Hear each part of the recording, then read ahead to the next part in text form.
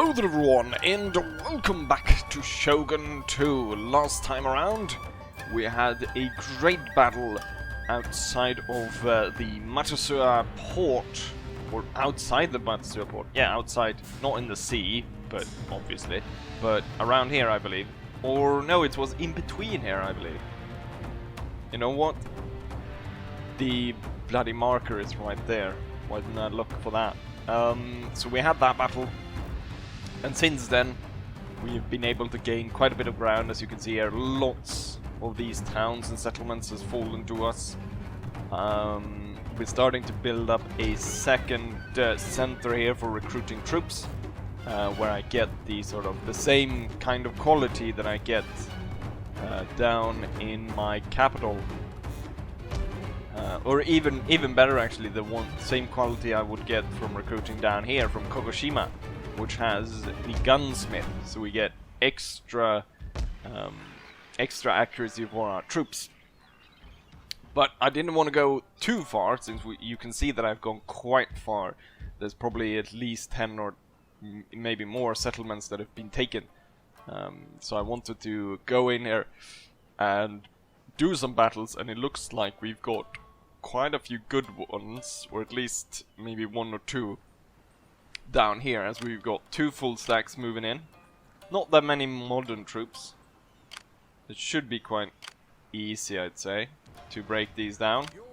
So we'll focus on this front, and then we have the front up here, which these guys are doing very well at this point. The faction leader is 1, maybe 2 battles away from gaining his final star, so he'll become a super general at that point. And before we go into the battles down here, I want to just show the diplomatic situation right now. The Togushimas have taken this entire island at this point, and I'm allied with them, and we're trading. I'm also trading with the Nabashimas, which we knew already. And I'm good friends with them, allied and trading. And the Nabashimas have actually attacked and taken this island, which was another enemy of mine. So they control these 2 areas. None of these areas, if they would turn against me, would pose that much of a difficulty. Oh yeah, they also finally managed to siege the final part of this island, so they got that as well. And as I've been traveling through the Sasayamas, we came in contact with the Fuki, and I've been able to establish military alliance, trade agreement and so forth with the Fuki as well. There's another one, Takayama, which I'm trying to ally, but they've so far they haven't responded to my still. I probably have to pay them quite a bit, and it's a bit too far ahead of where my actual battle line is, so I think I'll wait with that to try and allied with them. But they can be a really good buffer zone, since my plan is not to go any further than Kyoto, so they could be a good buffer zone to control this area together with the Fuki. The only thing I'm a bit is if the what they're called, the Sasayamas. No, the Sasayamas is my enemy.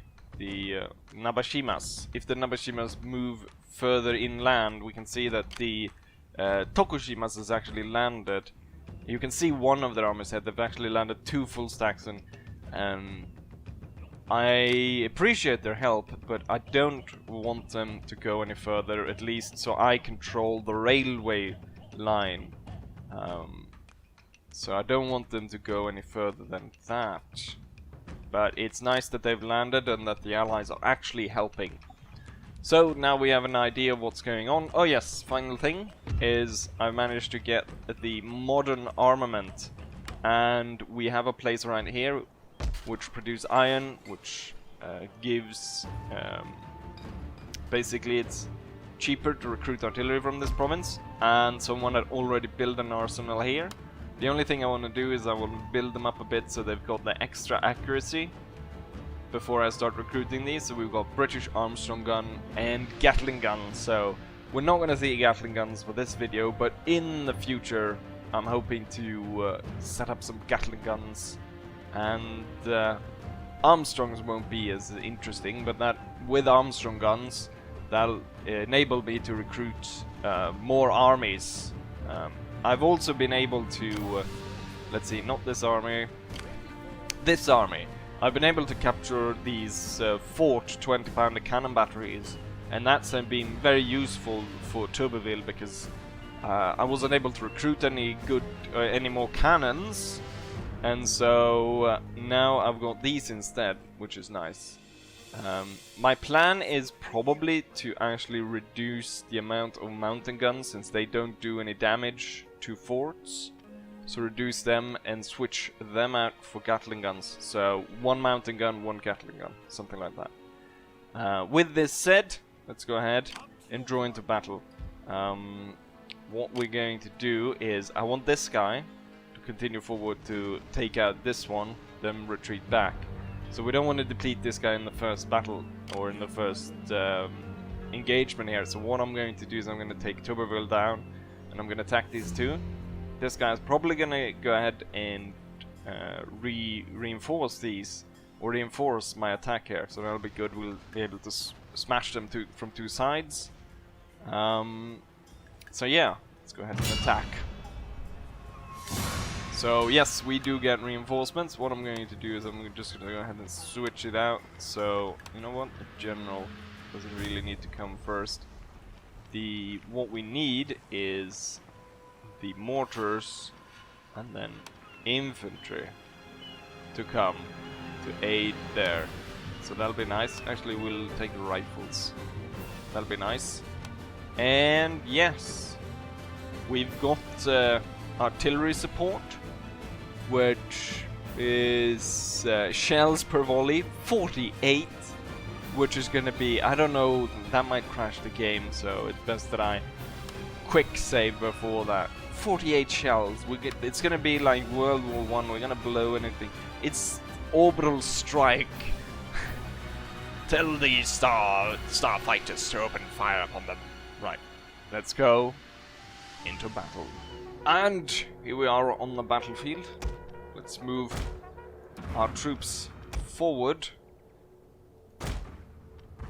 I've split the groups into 3 depending on what type they are. So the Scots will advance here in front of the artillery, which unfortunately I couldn't move, so I couldn't move them up to the nice hill over there.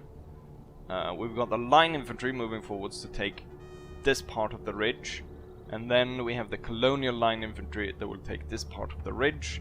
And now we'll go over and take a look at the reinforcement troops that are coming in. So let's see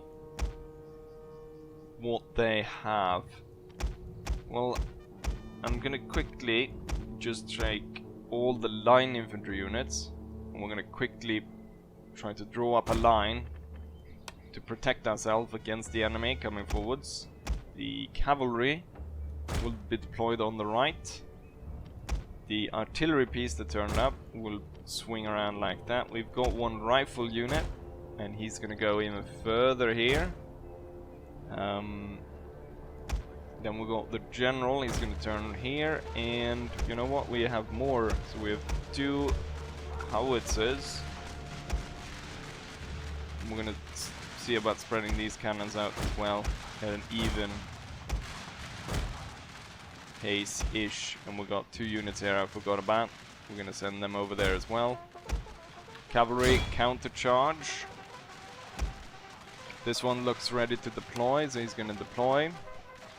And now I need to micromanage over here. So we're gonna get the colonial line infantry drawn up. We're gonna get the line infantry drawn up. And we're gonna get the Scots. The enemy has hidden units, sir. What we're gonna do is we're gonna pull these 2 a bit back. Oh, I got 3 of them. We're gonna get these 2, pull them a bit back. Get these 2 Scottish. Oh, now I got 3 Scottish. these two Scottish up on the hill, and then we're gonna move these guys somewhere back over here. And now we got the artillery bombardment. We got a large focus of enemy troops over here, so we're gonna drop it right there. And yes, we're gonna move our cavalry to move over here. And so this area would be nice that they've got their stuff under control. We'll make a massive cavalry unit over on this side. And so far these lines are holding, but I do think I need the general on this side, so he needs to come and aid here. And then it's time to deploy these artillery pieces, see if we can blast them to hell. So you can see the amount of naval bombardment going down in, in this big area, and there's 48 shells. So there's still actually shells exploding out here, causing massive amounts of mayhem among the enemy.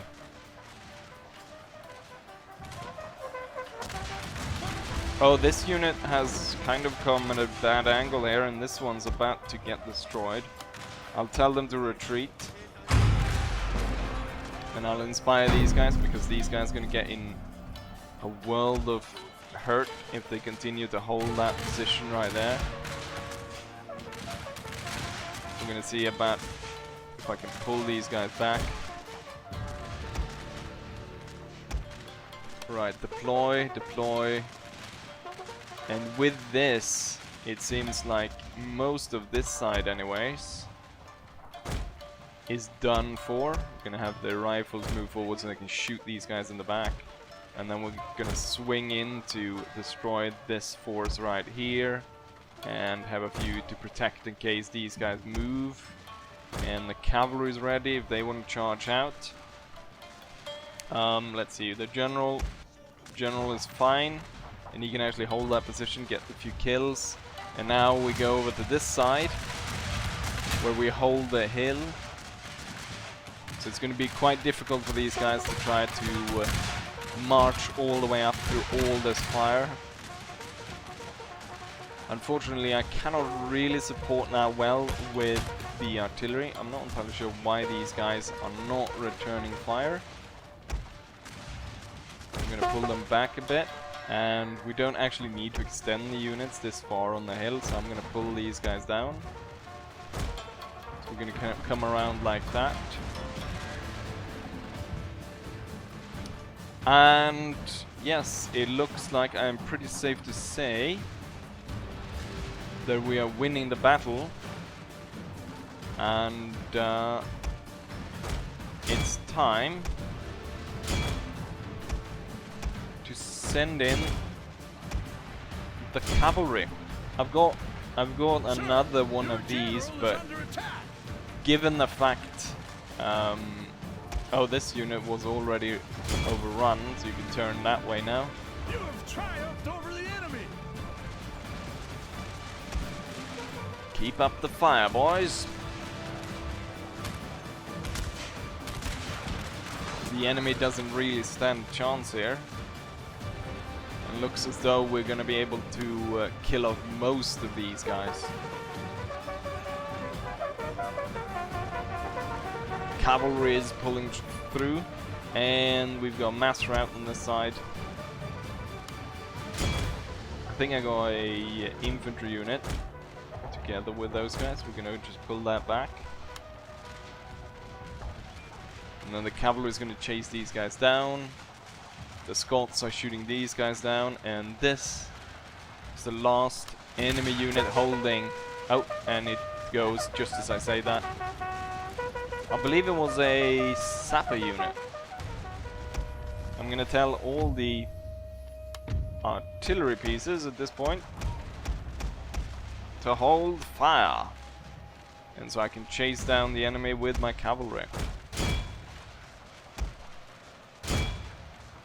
And we make sure that as few enemies as possible make it off the field alive. These guys there was massive battle with, you know, lots of glory and stuff since we won, and these guys were sent to guard the flank all the way over here. Sid didn't get to see any action whatsoever. From there, they probably could have seen all the naval bombardment that went in and shit, just blowing this area completely to hell.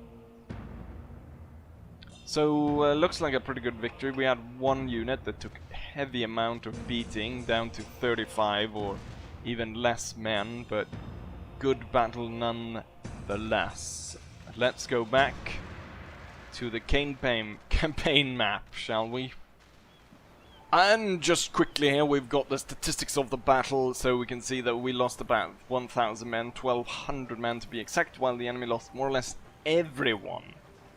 With only 800 out of 7,000 men surviving.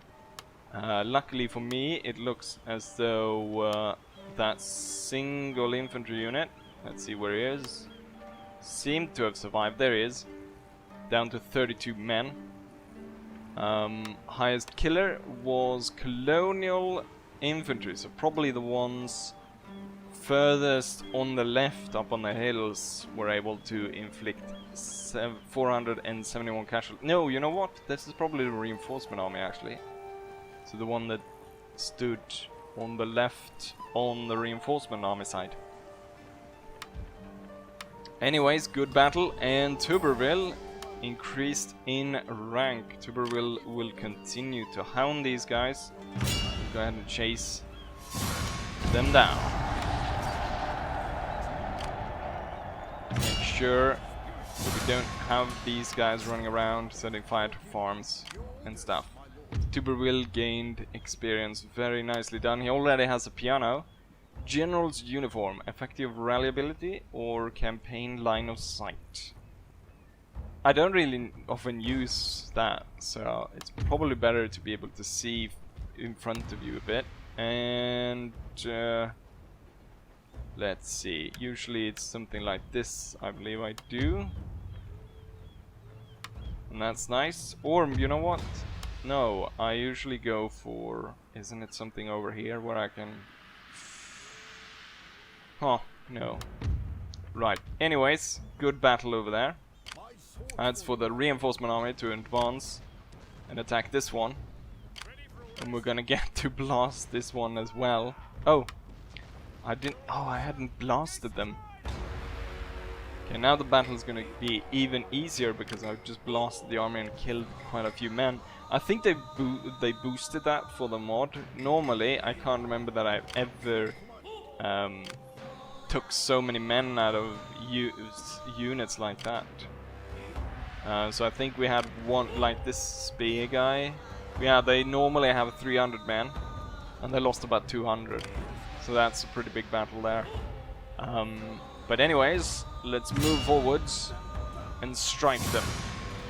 Even though I blasted them that much, it actually says they are in favor of victory, which I highly doubt. Anyways, let's go ahead and fight this battle. And here we are on the field of battle. So I'm trying a bit of a new strategy. Since we have so many enemies, I'm gonna move these guys before they end up as collateral in this fight with the scouts against the rifles. What I'm trying to do is I want to get these guys into the fold right here. So what I want to do is charge in and try to drag everyone in towards the center here. I think it's time for the rifles to pull back. The rifle's gonna take this position, and these guys gonna take the position right there. The cavalry will kind of go ahead and do a suicide charge straight into this mess. Same time as they do that, we're hoping that the enemy is held in place for long enough that the artillery bombardment will go straight in. So with that done, they will now pull back. One of the problems I have here is most of my artillery pieces here, all but one actually, bugged out and will not be firing. So that will cause some problems for me. But I think, yep, here comes the Naval Bombardment. Just in time to blow the shit out of these guys.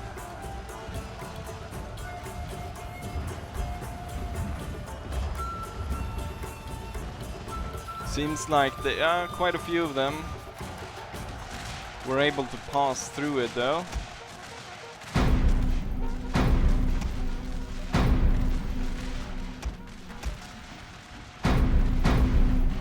We need as much fire downrange as possible here.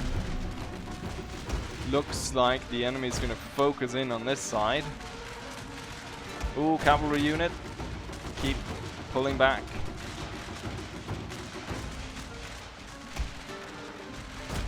So the general will, as fast as possible, turn over here.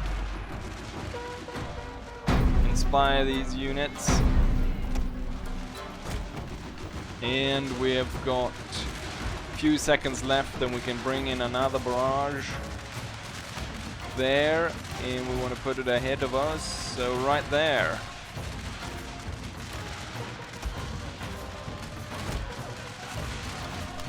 Sir, your general is under attack. But given the amount of fire we've been able to put down, seems that they've worked quite well.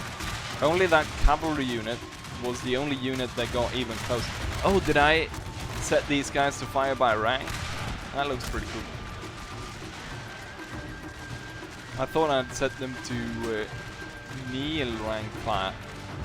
Oh, and here comes the artillery, which is kind of the I mean, it's a bit of an overkill at this point because the enemy army is already kind of broken. To pull in that orbital strike. You have triumphed over the enemy.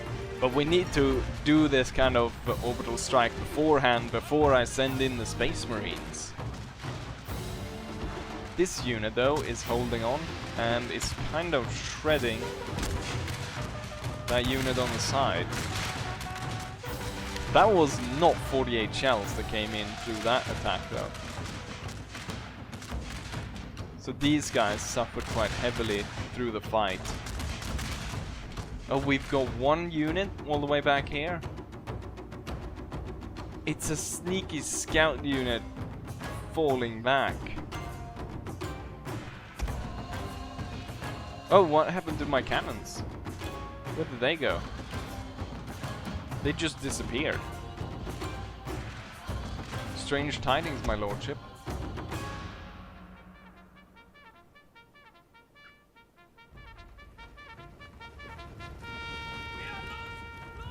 We are lost, that is true.